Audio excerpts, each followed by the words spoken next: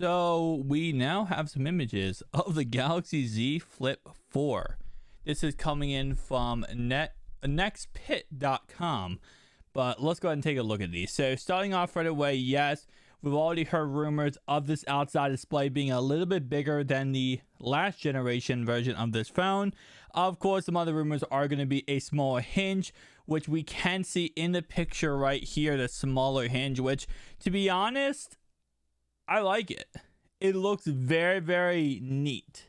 And that's something I will say that, this and the Galaxy Z Fold 4, both these phones, they just look so professional. And that's why I love the Samsung Fold series. I would definitely say, don't get me wrong, I love this phone more than anything just because of the design of this phone. But it's really hard to compete with the look and design of the Z Fold 3, Z Flip 3, and now the Z Fold 4 and Z Flip 4. Now, of course, we haven't seen the Z Fold 4 yet. We just have renders, or we have leaked cases, stuff like that. But as we get more information about that, phone, it's going to look more and more beautiful. But of course, right here, this is the two pictures we have. Now, in all honesty, we saw a huge difference with the Z Fold 3 to Z Fold 4. We see a bigger inside display, bigger outside display, less of a hinge, a bigger battery life, actual S Pen support for the outside display. We're probably not going to see too much bigger things or too much improved things with the Z Flip 4. Let's be honest. We're going to see a couple of things improved, couple things fixed, a couple things upgraded, but we're not going to see this crazy, insane stuff that we see with the Z Fold 4, because the Z Flip 4, in all honesty, doesn't really need too much upgrading. The Flip 4, the biggest issue with the Flip 4 had to have been the battery life. It's the battery life needs to be improved. The battery life needs to last the whole entire day. You can't have a battery that lasts 6 hours on a flippable phone. It just can't work. Because if you have that, then no one's going to want it, because, again, you have to charge it throughout the day. And it's just inconvenient and can't be a daily driver. With this phone, as long as the battery is bigger, there's nothing else they can really fix. Now, could they fix the inside and make it so there's no crease anymore? That would be an ideal situation and probably would make this phone the most perfect phone on the market if they could go ahead and do that. Especially with us knowing that this price tag of this phone is going to be less money, most likely coming in around $900. If they could make that crease go away, this could be the best phone ever made. But knowing Samsung and how Samsung works, we're going to see a crease on this phone. We're going to see a crease on the other phone. It's not going to change, right? It's going to be the same exact thing. And right here, you guys can see crease right there down the middle. Again, like I said, it's just going to be how it works. So, of course, right here, we do have a little bit less of a gap from the Z Flip 3 to Z Flip 4. So that is kind of a definitely a boost. And, of course, another picture of the hinge right here. So, again, like I said, kind of interesting. It does say right here, likely boost a small display and a small display's crease. So again, like I said, it's not going to go away, but it's going to be a smaller crease than it was with the Z Flip 3. It's still going to be there. I don't know how Oppo, Find 5G, how they were able to get rid of the crease completely, but it looks like no other company can really manufacture that same process. Again, we have to wait and see how Oppo's does their thing, because they have a new phone coming out sometime soon with the Oppo Find 5G 2. So if they can come out with a new phone and they can give us even less of a crease, that might be interesting. Oh, sorry, they can continue to not give us a crease. That would be interesting. But for right now, like I said before, that crease down the middle is going to be killer. And of course, we've got the hinge right there, which is actually looking pretty dang good. And I'll be honest, obviously, yes, I'm going to be picking up the Z Fold 4, or Z Fold 4 and Z Flip 4 as soon as they are available and show them off on the channel. And I'm kind of interested to see how it ends up, being much different.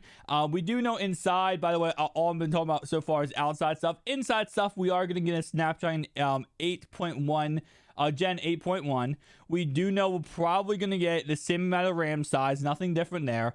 We did recently hear that there are rumors right now, I would say, that there's going to be a 512 and 1 terabyte options with Z Fold 4. Most likely we'll get a 1 terabyte option for the Z Flip 4. If they're going to do it for that one, they're probably going to do it for this one. Just bring it over, just give us, you know, a little bit more storage options. There might be a little bit more colors added, but other than that, we can probably just expect the same exact Z Flip as we did last year, but a little bigger battery. Which, to be honest, like I said before, there's not much you can really do to change that up. If you guys do not know, I've been rocking this phone as my daily driver for the last month. We are now actually transitioning over to the iPhone 13 Pro Max as my daily driver, and I'm not going to lie to you, I really freaking love this phone. But I've been rocking this as my daily driver for a month, and the real honest takeaway from this was I love the idea. I love that it went in my pocket. I loved how much space it did not take up and how it just felt so good. It felt so unique. But in all honesty, it was one of those things where battery life was a big thing. And you can't really rock with no battery life in a cell phone. I mean, this is something that is your daily driver. This is something that is there for you to, you know, kind of zone out to, get away from life, you know, really just be able to function on another level rather than, you know, be kind of trapped in your own head. And when the phone's dead, it really just completely destroys you, especially with how much we spend on these cell phones. I mean, $1,000 for the Z Flip 3, now even $900 the Z Flip 4.